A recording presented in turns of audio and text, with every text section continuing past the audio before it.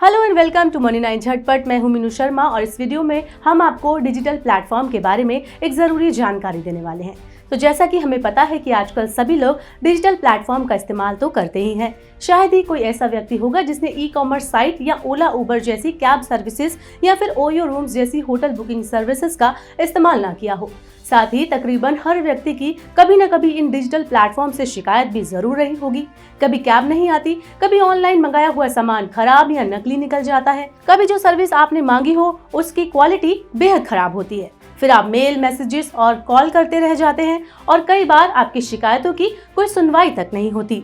थक हार कर आप सोचते हैं कि चलो जाने देते हैं, इतना वक्त कौन बर्बाद करे, क्योंकि ग्राहकों की शिकायत को निपटाने के लिए कोई खास व्यवस्था तो होती नहीं है और इन प्लेटफॉर्म्स के लिए कोई तय नियम और कायदे कानून भी नहीं होते। इसी वजह से इन कंपनियों के खिलाफ शिकायतों की संख्या पहाड़ की शक्ल लेती जा रही है। लेकिन अब जल्द ही आम लोगों को इस मामले में बड़ी राहत मिल सकती है। इन प्लेटफॉर्म्स के लिए अब ग्राहकों की शिकायतों की अनदेखी करना आसान नहीं होगा। तो खबर यह है कि Bharat shared economy services company के लिए स्टैंडर्ड ला सकता है। शायद कई लोगों ने ये शेयर्ड इकोनॉमी सर्विस टर्म ही पहली बार सुना हो, तो चलिए इसे पहले समझ लेते हैं। दरअसल बात ऐसी है कि शेयर्ड इकोनॉमी या शेयरिंग इकोनॉमी एक बेहद फ्लेक्सिबल इकोनॉमिक मॉडल का एक फ्रेमवर्क है, जहां एसेट और सर्विसेज को प्राइवेट इंडिविजुअल्स के बीच साझा या मुहैया कराया जाता है। मोटे तौर पर ये पीयर टू पीयर यानी P2P मॉडल होता है। शेयरिंग इकोनॉमी में बड़े तौर पर कम्युनिटी बेस्ड ऑनलाइन प्लेटफॉर्म शामिल होते हैं, जो कि बायर्स और सेलर्स को कनेक्ट करते हैं।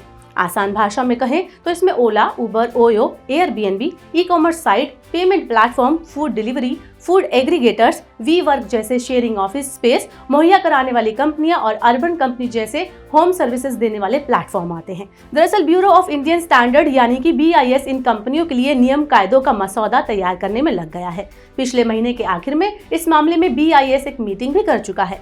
भारत का कदम भी इंटरनेशनल ऑर्गेनाइजेशन फॉर स्टैंडर्डाइजेशन यानी ISO की मुहिम की तर्ज पर ही है। BIS इस मसले पर ISO के साथ काफी नजदीकी से काम कर रहा है और उसने कैब एग्रीगेटर्स के लिए स्टैंडर्ड तय करने को लेकर अपने इनपुट ISO को भेजे हैं।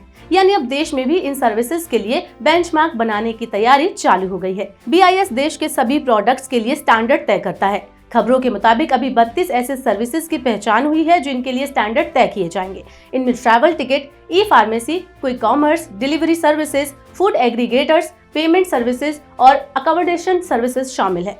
दरअसल इन प्लेटफॉर्म में भले ही आम लोगों को काफी सुविधा हो रही है, लेकिन सरकार की बड़ी चिंता प्राइवेसी, भरोसा, टिकाऊपन और ग्राहकों की समस्या के लिए निपटारा करने से जुड़ी है। माना जा रहा है कि सबसे पहले कैब एग्रीगेटर्स यानी शेयर्ड मोबिलिटी वाले सेगमेंट के लिए नियम कायदे आ सकते हैं। तो कुल मिलाकर बात यह है कि आने वाले वक्त में ई कॉमर्स से लेकर कैब एग्रीगेटर्स तक से मिलने वाली सर्विसेज की क्वालिटी में सुधार आ सकता है और इन्हें ग्राहकों से संबंधित मसलों के लिए ज्यादा जवाबदेही माना जा सकता है। हमें उम्मीद है कि ये जानकारी आपके काम की होगी और ऐसी ही अन्य खबरों के लिए देखें मनी 9।